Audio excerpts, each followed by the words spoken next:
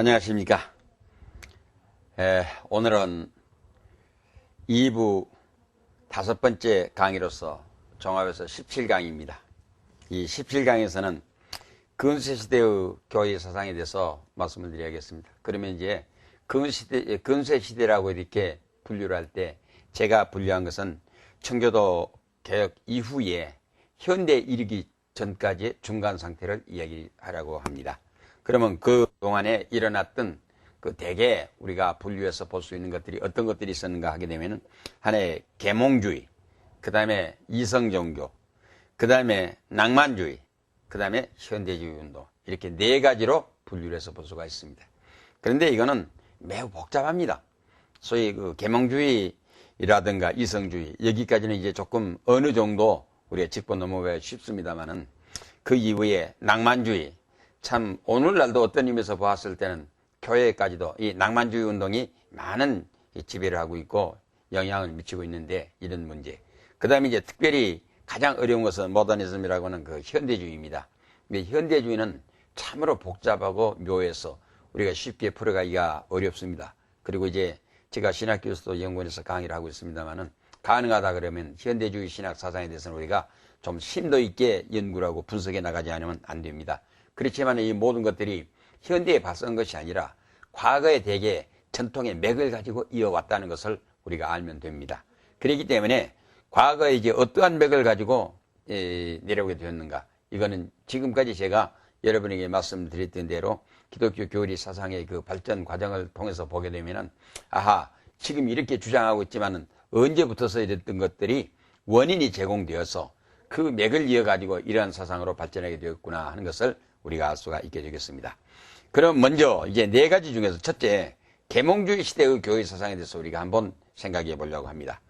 18세기 유럽 사회의 이상적인 특징은 그때까지의 학문적 연구의 결과, 특히 경험 철학의 입장에서 헤셀에서 내려온 사상을 그대로 세상에 보급하는 것이 하나의 관행으로 되어 왔습니다.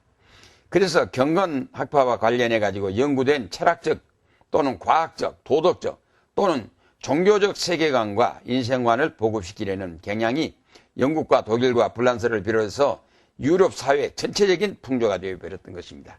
이 시대를 우리가 유럽 근세사상에 있어서 계몽주의 시대라고 이렇게 이야기를 하고 있습니다. 그렇기 때문에 철학과 과학과 도덕과 종교, 이러한 그 세계관들을 혼합시켜 가지고 시대적인 이제 하나의 특징적인 이 체계를 이루어 나왔는데, 그래서 이제 그 모든 사상들을 종합해 가지고 계몽주의 시대라고 이렇게 우리가 얘기를 합니다. 그래, 영국에서는 휴무 실험적 자연신설, 그리고 사보 테스버리의 일파의 도의학 또는 연상파 심리학자의 생리적 유실론들, 또 계몽적 사조의 주류라고 할 수 있는데, 이러한 그 특히 자연신설의 운동은 종교 방면에 있어서 가장 현저한 것이었다고 이렇게 우리가 분류해 볼 수가 있겠습니다. 그리고 프랑스에 있어서 계몽주의 운동은 17세기에서 18세기에 걸쳐서 영국에서 일어난 사상계의 산물이 이입된 것이었다고 볼 수가 있겠는데, 즉 1729년 이 볼타리라고 하는 뉴턴의 세계관을 기준 삼은 자연 신설적인 종교 사상을 수입했습니다. 그 결과 도덕운동 쪽으로, 또는 이제 록의 철학은 지식론에 감각설이 생기게 하는 한편 기계적인 자연과학은 생리적인 유물론을 주장하는 사람들을 낳게 했다, 이런 의미로 우리가 분류해 수가 있기 때문에 매우 복잡하고 한 시대적인 이런 특징적이 있었다는 것으로 넘어가지 우리가 깊이 이것을 이제 분류해 가지고 사상적인 체계로 우리가 검토할 필요는 없다고 생각합니다. 그 다음에 독일에서는 소위 우월파학파의 이 소위 편리설에서 나온 것인데, 즉 사람의 이해력이면 무엇이나 해결할 수 있고, 만약에 이해력에 접합하지 않으면 다 헛되고 거짓된 것이라고 배척해서 이 편리파들이 가졌던 정신이 곧 계몽을 골자 가졌다, 이런 의미에서 계몽주의 사상이라고 얘기를 하는데, 참 이걸 보게 되면은 무엇인가 우리가 계몽시켜서 개발해 나가야 한다고 이런 의미에서 보았을 때는 좋은 것 같습니다만, 이것은 한 역사 발전, 사상 발전 과정에 있었던 사건이지 결코 이제 그것이 꼭 그렇다. 이렇게 이해할 필요는 없다고 생각합니다.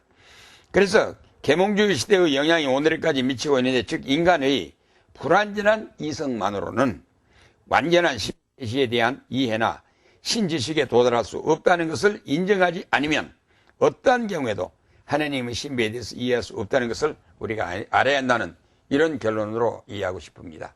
왜 그런가 하게 되면은 계몽주의 시대에 아무리 주장하고 해봐도 우리 인간의 이성이라는 게 한계를 가지고 있습니다. 그리고 결국 인간 문명이라는 것은 결론적으로 위험스러운 것입니다. 그래서 저는 늘 이야기를 할 때마다 인간 문명을 인간의 장난입니다. 하나님 앞에 장난을 부리는데 어떤 장난을 부리냐? 바벨탑 운동입니다. 바벨탑 운동을 우리가 창세기 11장 1절에서 9절까지 가서 한번 다시 읽어보세요.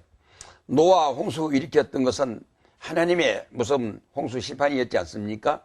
그러니까 이 바벨탑을 쌓게줬던 동기가 사람들의 힘을 모으고 지혜를 모으고 뜻을 모아가지고 이 바벨탑을 쌓아 올림으로 인해 가지고 뭐 했습니까? 첫째는 하나님께서 홍수를 갖다가 홍수로 세상을 심판했지만 우리가 하나님이 비를 쏟아내린다 할지라도 다시는 홍수에 떠밀리는 그런 재난을 우리가 면해보자. 그래서 인간의 수단, 과학의 방법으로 가지고 하나님의 하시는 일을 한번 대항해서 막아보자는 뜻이었지 않습니까?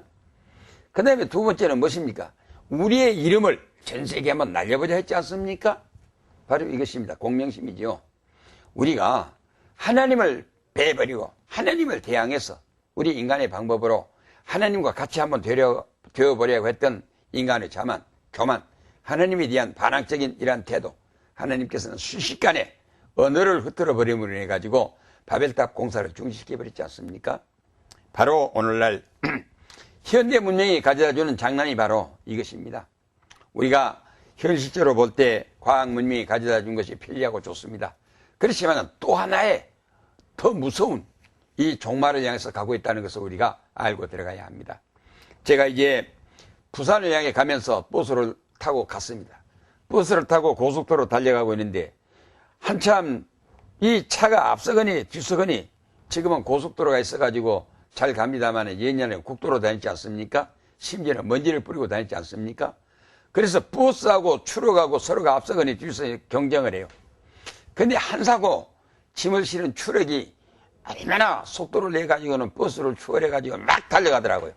한참 가다가 보니까 길가에 있는 어떤 가게집을 퉁 받아가지고는 이 추락이 그 집을 뚫고 들어가서 가운데 푹 박혀 있는 걸 보았댔습니다. 결국 그것이 우리 인간의 과학 문명의 장난입니다. 누가 그렇게 해서 죽자고 해서 남의 집 부시고 내가 죽자고 희생하자고 해서 만듭니까? 그렇지만은 인간들이 만든 과학은 결론에 가서는 그렇게 된다는 의미입니다. 그래서 우리가 좀 더 하나님 앞에 바른대로 우리가 진리에 서가지고 우리 인간의 한계를 먼저 인정하고 한계를 넘으신 하나님의 권하에 들어가서 우리가 순종하면서 믿음으로 자기의 분수를 지켜나가는 이것이 옳다고 이런 의미에서 계몽주의 사상에 대해서 저는 결론을 내리고 싶습니다.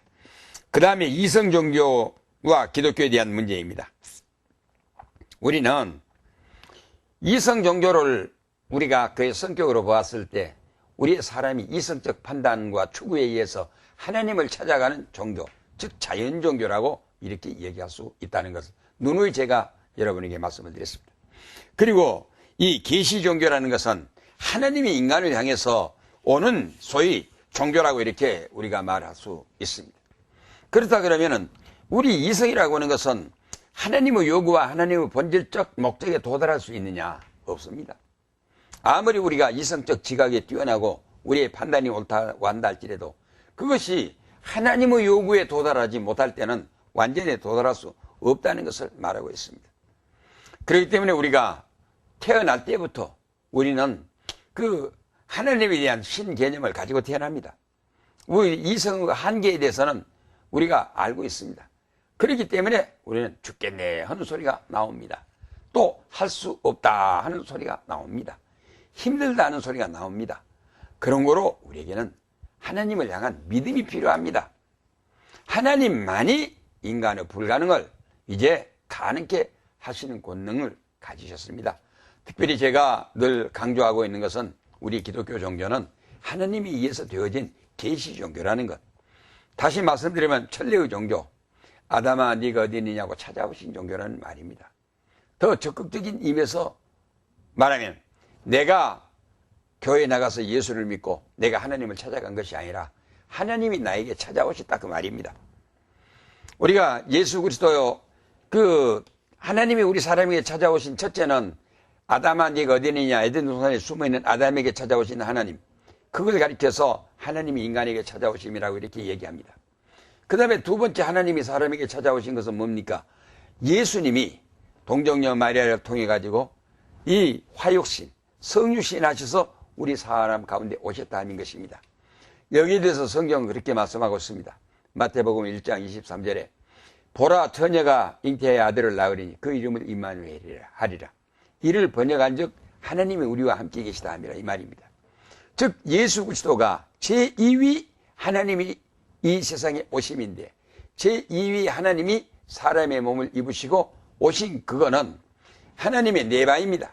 하나님께서 임재, 즉 우리에게 찾아오셨다 그 말입니다. 그 다음에 두 번째는 하나님과 사람과의 동거입니다. 임마누엘이라는 말이 그거 아니겠습니까? God with us. 하나님 우리와 함께 하시기 위해서 오시다 하는 것입니다. 그 다음에 세 번째가 구원입니다.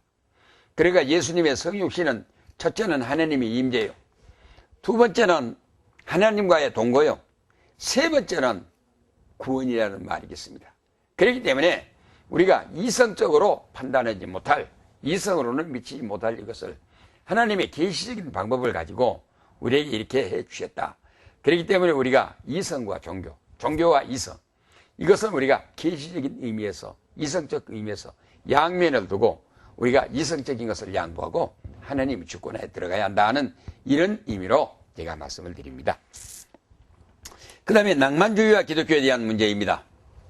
이 18세기 고전주의와 이신론의 이념들과는 분명히 구별되는 바로 정신적 유대감을 공유하고 있기 때문에 단일한 운동의 범주를 묶을 수 있는 탁월한 예술가들과 사상가들이 있었는데 이 시대의 인물들은 주로 낭만주의라고 하여 이 낭만주의 운동이 처음으로 일어난 것이 1780년에서 1830년 사이에 되어진 사례인데 이 로맨티시즘이라고 합니다.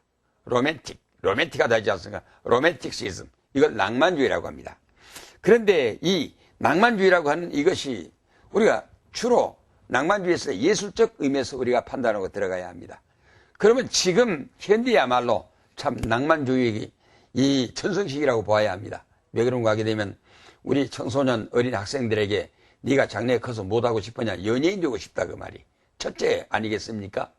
이거는 우리 인생 자체를 낭만적인 의미에서 즐겨가는데 이것이 신학 속으로 들어왔을 때 어떤 문제가 벌어지느냐 하는 문제가 이제 새로운 것으로 부상에서 등장한 것을 볼 수가 있습니다.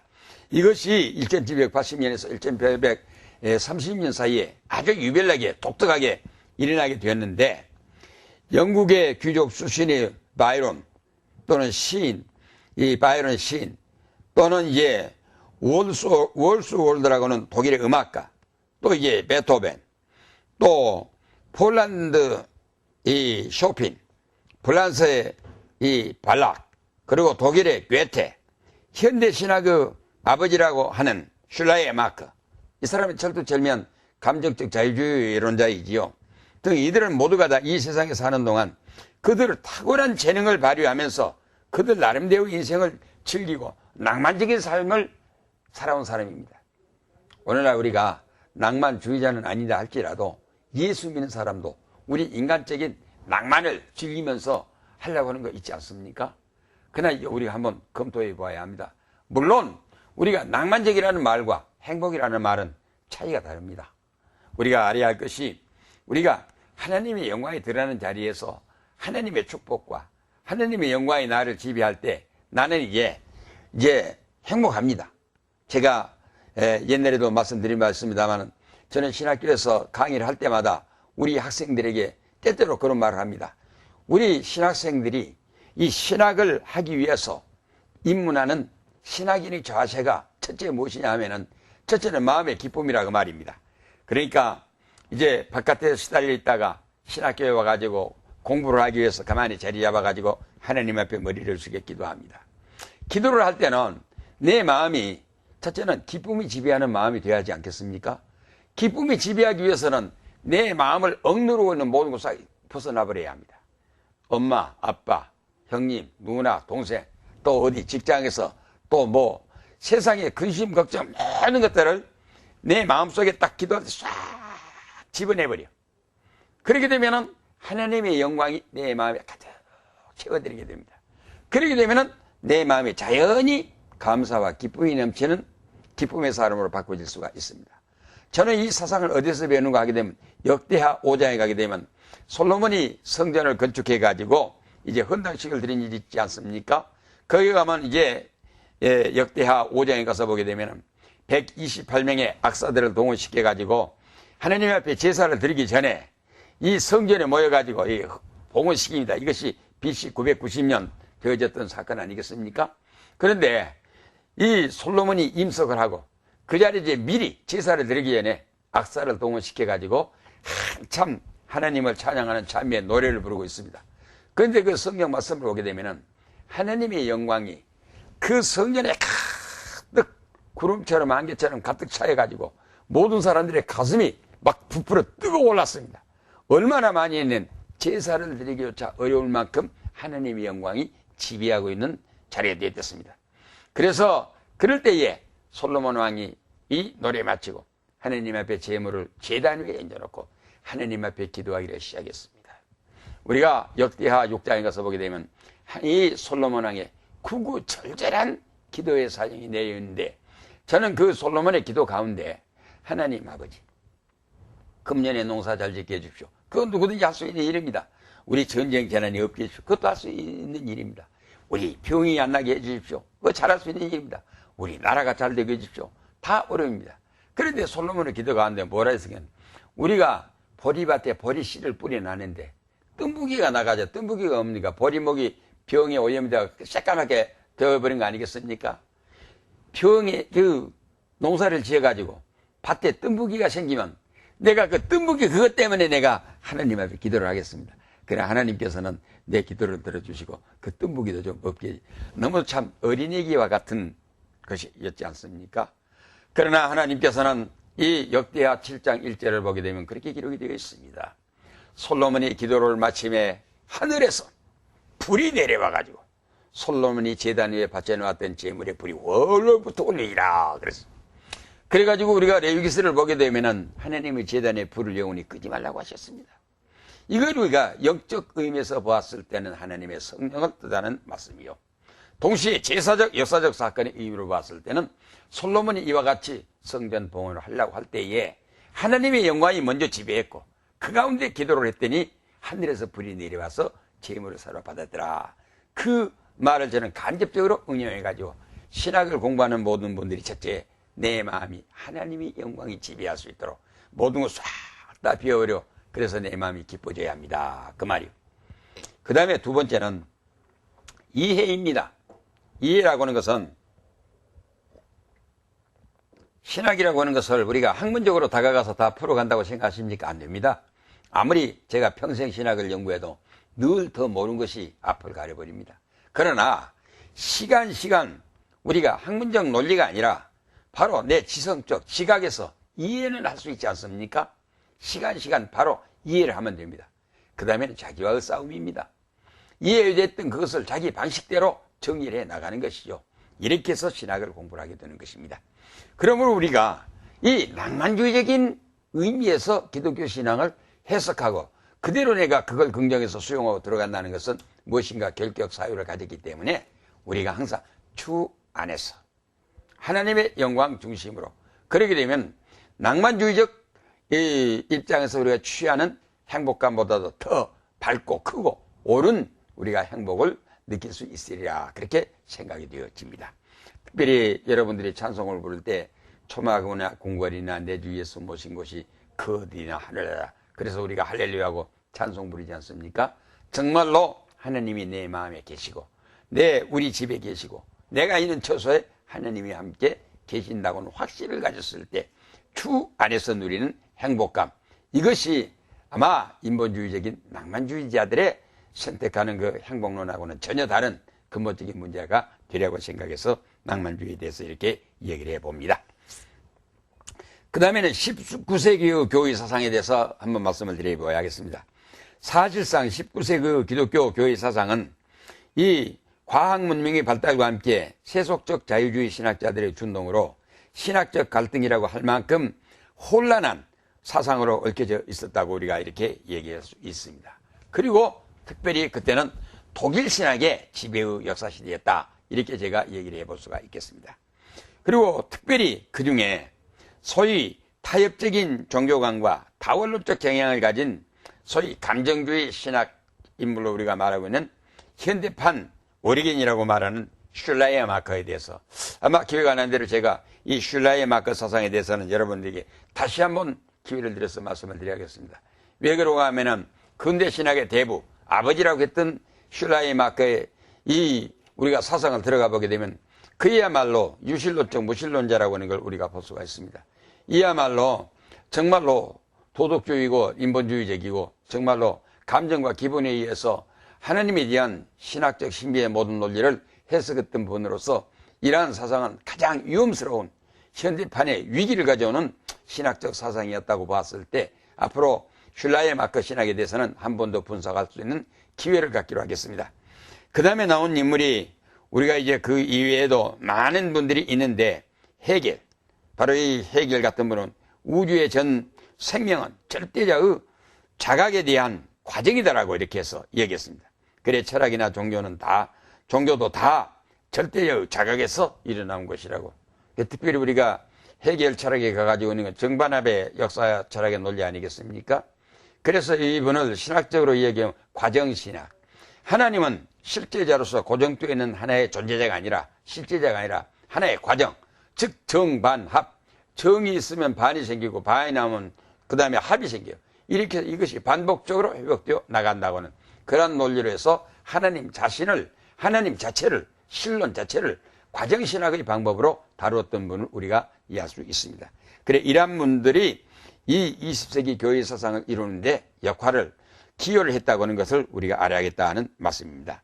그 다음에 이 비델맨이라고 하는 분이 있는데 이분은 범신론적 자유주의파로서 소위 스위스 출신의 신학인데 우리가 우주 만물을 이게 이제 우리가 슐라이어마커의 사상에 가서 리추얼 사상도 많이 있습니다만 우주 전체를 하나의 신과 동일시에서 보고 있는 이거는 좀 범신론적 논리에서 우리가 생각하고 다가가야 할 그런 위험스러운 사상들이 전개되어 있다. 이걸 우리가 볼 수가 있습니다.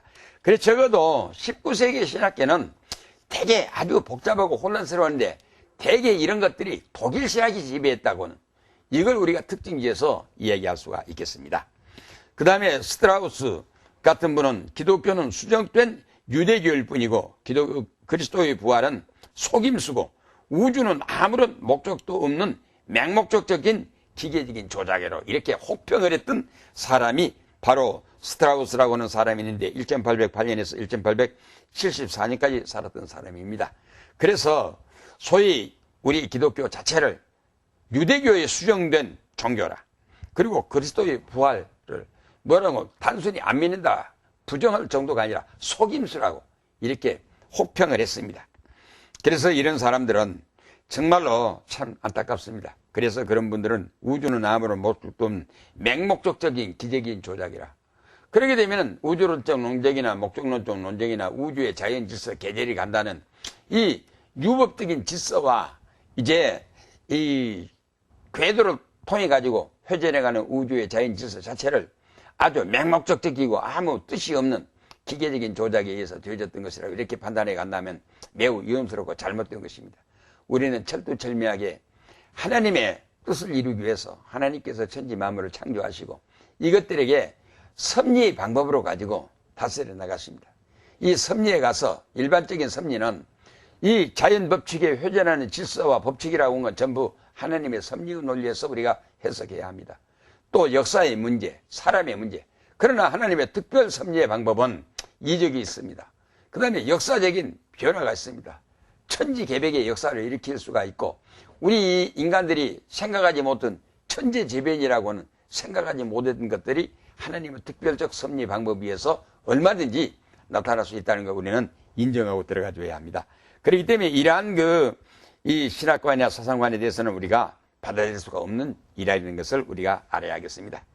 그 다음에 가서는 우리가 소위 이렇게 어려운 문제가 나왔을 때 우리가 지금 이러한 그 사상들의 위험스러운 사상을 막아줬던 분들이 있는데, 그분들의 대표적인 신학자로는 19세기 후반에서 20세기로 넘어서면서 소위 칼빈주의 개혁파 신학의 공헌자라고 할 수 있는 분들이 있는데, 제가 두 가지 인물, 하나는 아브라함 카이퍼입니다. 1837년에서 1920년까지 살았던 분이고, 한 분은 이 헐만 바빙크입니다.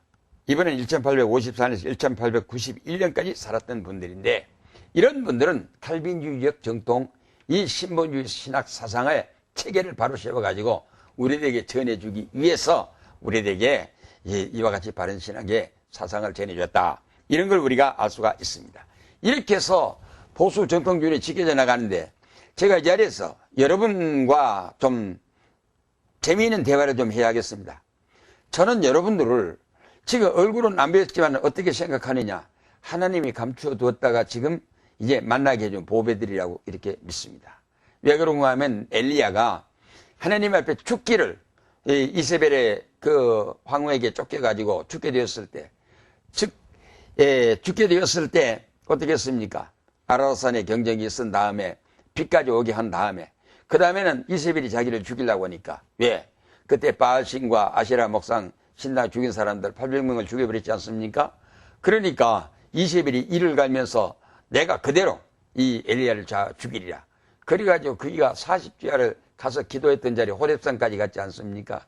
그래가지고 거기 가서 기도할 때, 하나님, 나 이제 살 만큼 살았으니까 나 좀 데려가 주세요. 이렇게 했지 않습니까? 그럴 때 하나님께서 그에게 먹을 것을 주시면서 다시 돌아가서 아람 왕을 세우고 네가 다시 이제 너의 후계자로서 엘리사를 세우라, 기름 부어 세우라 하시고 명령하시기를, 너는 모르지만은 내가 이 시대를 위해 7,000명의 의인들을 감춰 놓느니라, 이렇게 말씀했지 않습니까?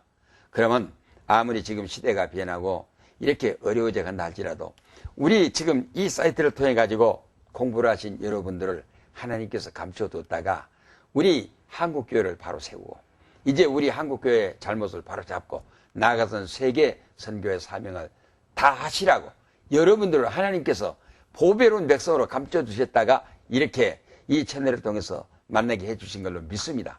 적어도 여러분들이 자부심을 가지고 우리가 신학에 임해야 합니다. 신학이라고 하는 것은 학문으로만 다가가는 것이 아닙니다. 우리가 하나님의 일을 한다는 것은 신학적 이론이 다른 학자가 한다고 이렇게 생각하면 안 됩니다. 여러분의 진실입니다. 여러분들이 공부는 작게 하고 여러분이 남들처럼 기회를 갖지 못했다 할지라도 하나님을 향한 진실한 뜨거운 사랑의 열정은 전 세계 인류 중에 누구에게도 양보할 수 없지 않습니까? 하나님은 그걸 받아주신 것입니다. 여러분은 또 모르기 때문에, 알지 못하기 때문에 여러분들을 들어가지고 하나님의 지혜로 세상에 지혜롭다는 사람들을 부끄럽게 하려고 해서 여러분을 부르셨다고 믿으시기 바랍니다. 여러분은 아무것도 능력이 없습니다. 그러나 하나님의 능력의 방법으로 여러분을 들어서 쓰셔가지고 여러분들을 시켜서 하나님이 일을 하시겠다고 그렇게 부르신 걸로 믿으시기 바랍니다. 그러므로 우리가 역대 유인들이나 성자들이나 순교자들이 공부를 많이 해서 됐다는 사람 하나도 없습니다. 그 사람은 하나님을 향한 뜨거운 그 사랑이 어느 누구에 보다도 더 아주 강인했습니다. 그 다음에 하나님의 사명을 위해서, 하나님의 주신 명령을 수행하기 위해서, 사명을 수행하기 위해서, 전도의 사명을, 목교의 사역을, 이 복음 사역을 위해서 자기의 생명까지라도 바쳐내겠다는 열정, 그 뜨거운 열정, 투철한 사명감입니다. 그렇기 때문에 여러분들이 신학을 공부를 하실 때 두 가지를 분명히 해야 합니다. 하나님을 향한 믿음이 어느 누구에게도 양보할 수 없는 나와 하나님 사이의 이 관계가 투철하고 분명해야겠다는 이 말입니다. 그 다음에 두 번째는 내가 견디지 못하여 안 하면 바울 선생처럼 내게 화가 맺힐 것이라는 이런 그 투철한 사명감, 이 두 가지만 있으면 여러분이 생각하지 못했던 여러분이 위대한 사람이 됩니다. 거룩한 성자가 됩니다. 아주 위대한 순교자가 됩니다. 그런 거로 하나님께서는 여러분에게도 이런 모든 가능성이 다 있기 때문에 여러분을 부르셨다는 말인 것입니다. 그러므로 아무쪼록 여러분들이 강의를 계속 듣고 공부하면서 기도하시고 여러분 스스로의 하나님과 나와의 관계, 그 다음에 사명과 투철하게 정립하시게 되면 여러분이 생각하지 못했던 하나님이 들어 쓰시는 훌륭한 인물이 되리라 믿고 드리면서 이 시간까지 마치겠습니다. 감사합니다.